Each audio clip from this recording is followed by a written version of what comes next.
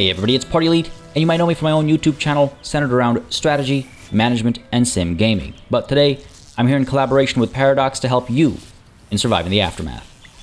Today's topic is the world map, and we'll be discussing exploration, scavenging, combat, and outposts.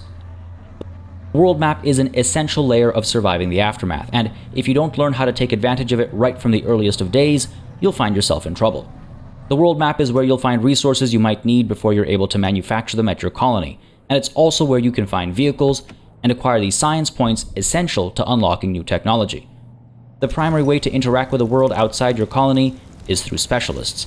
You can select them and send them out, and they'll make their way over to the gate, and then you can either click here, or scroll to zoom out far enough and transition to this view. Once here, you'll notice the world is divided into many sectors. Your colony is in one, and it'll border a few that you can look into, but beyond those bordered sectors will be a vast, unknown stretch of land. These sectors can contain a variety of things, including bandits, sources of resources, and vehicles. When going longer distances, you will fortunately be able to use vehicles. When traveling out and about, you'll occasionally come across some in the wild, and you can bring them home to your colony to repair and refuel, or use them in their worn-down state, and still gain a few benefits. For one, specialists can enter cars, drive the cars, and then get out of the car and perform other tasks all at once. Cars can also move a lot farther, a lot faster, and cars can carry multiple specialists at a time. Cars can also be used to drop cargo off at, and they can be then driven back by one specialist to a drop-off point, while other specialists continue scavenging, waiting for the vehicle to return from the drop-off point. Vehicles are very useful, especially as the game goes on. Don't underestimate them and try to keep them operational. Bandits will either block off access to a single point of interest or entire sectors. In the case of the former, you only need to defeat the bandits in order to gain access to the point of interest on which they're camped out, but in the case of the latter, defeating the bandits will reveal everything available at the sector in question. Some of these points of interest will be marked as hazardous, which means spending time at them for any purpose will cause your specialists damage over time, needing them to return to the colony to heal, or in a worst-case scenario, killing them if you've got your math wrong. The game will tell you how much damage a hazardous point of interest will cause, and you can always check it against how long the job will take and how much HP the specialist you're planning on using for the task has. In the early days of your colony, you don't necessarily need to visit these hazardous spots or pick a fight with anybody unless you've gotten extremely unlucky, but eventually you will have to deal with them. The first order of business will typically be either to scout or scavenge, depending on your starting difficulty and the resources you have available at your colony. While scouts are best at the task of scouting, anybody is able to scout out new sectors by walking to a tile adjacent to an unexplored sector and clicking into it when the scout icon is showing. It takes some time, but once scouted out, you can see what a sector has to offer, and any specialist can enter to perform whatever task needs performing. Scouting early on is a good idea, but you don't need scouts to do it. They just move the fastest and scout the fastest, so they're able to reach far-off sectors more quickly.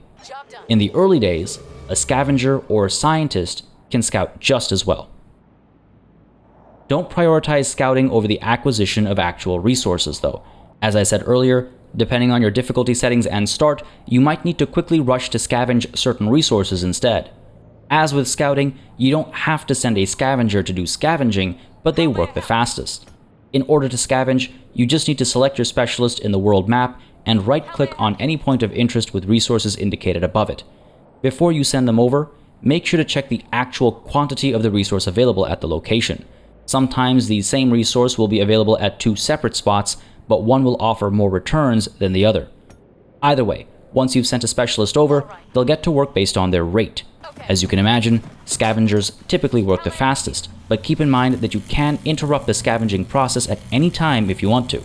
This can help keep a specialist alive if they're taking too much damage at a particularly hazardous site, and in the case of an emergency, it means your specialist can return with at least some of the spoils and head back out for more if needed. This is particularly helpful during a catastrophe. If you find yourself lacking food or medicine, you might not want to take too long to bring at least some back. Note that whether you end the process of scavenging early or not, the resources that have been picked up don't automatically end up at your colony. The specialist carries the resources with them, and they have to return to the colony, often taking multiple turns to do so, and only then will you actually have access to the resources they were carrying. Sometimes you'll want to send a scavenger to multiple sites before they return to the colony with everything they picked up, and sometimes you'll want them back much sooner. Strategize around your needs accordingly. Science points are a little different in that they're best acquired by a scientist, though again, anybody can try to acquire them. Scientists are just significantly faster at it than others. Similar to scavenging resources, you can send a specialist over by selecting them and right-clicking on the point of interest, but unlike scavenging resources, science points are automatically added to your pool from that point of interest. The specialist does not need to return to the colony to add them to your pool, and so they can stay out and about for a fair bit longer than somebody who's chasing resources or fighting bandits. Keep in mind though that you will still need to return to the colony to heal should the specialist get hurt. Combat is handled through 12-hour ticks, with each side dealing damage to the other every tick. You can retreat at any time if things aren't going in your favor, and though fighters are the best at combat, you guessed it, you can use any class of specialist to take on bandits.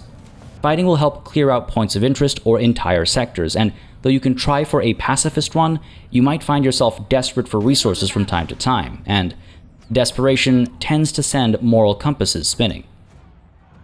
Apart from specialists, there's one other type of character that can be active on the world map, and that's the settler.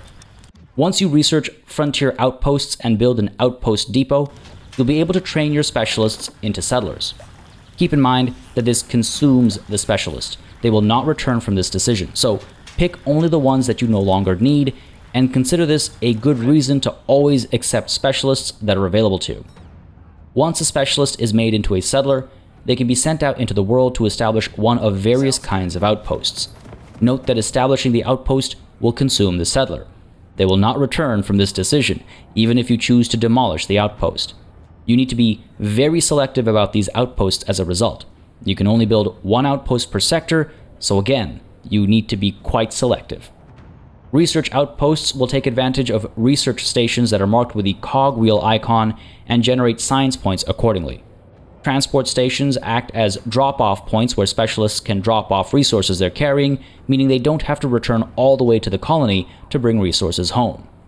Survivor outposts will help you grow your population by sending more colonists to you over time. Medical outposts act as a spot where specialists can go to heal without needing to return to the colony. And finally, scavenger outposts will generate a resource marked with the cogwheel within the sector it's built, bringing a constant supply per tick. Each of these has its uses, with the medical outpost and transport station being especially important further away from home. But the cost of establishing one is quite high, so as I said a couple times already, it bears repeating. You need to be sure of what you need, lest you waste your specialists and settlers. The last element we'll touch on today are other colonies. You'll come across them occasionally on the world map, and each will have its own specializations. This can be taken advantage of through trade. They'll have things that you need, and they'll need things that you can provide, and there's always the currency of silver coins to make up the difference. You'll need to research bartering and establish a trade center at your colony to enable trade, and traded goods take time to move back and forth between colonies, but they can keep a colony alive in the late game, and if not that, they might give you access to new options like seeds for farming. Don't rule out trade, and do your best to maintain good relations with other colonies to ensure access to goods when you need them. The final element you'll find on the world map is the quest. Quests will come up from time to time, and they'll either be treasure troves or they'll be trouble. Either way, they're the topic of our next video, so make sure you subscribe to this channel to keep up to date with these videos as they release. But until next time, cheers.